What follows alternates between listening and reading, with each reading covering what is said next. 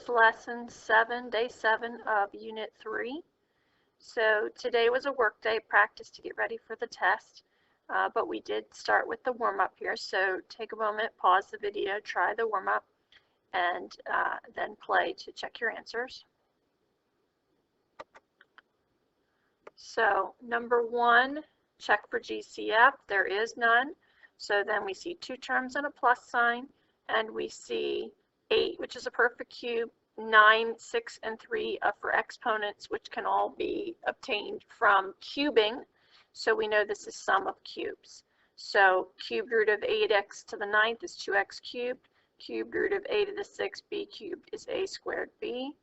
Plus minus plus for sum. Square 2x cubed to get 4x to the 6th.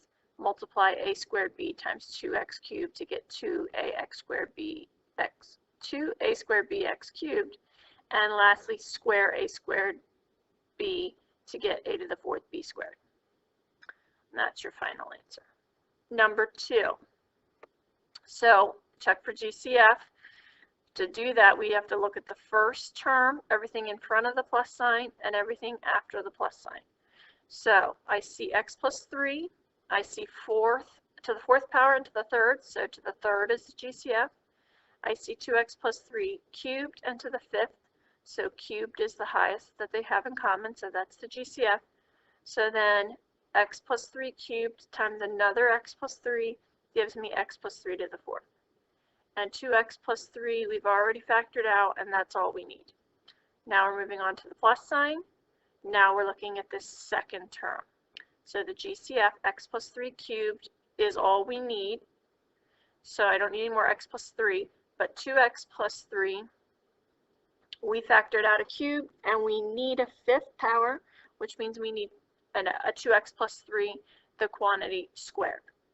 So because that's a square, we're going to have to square that.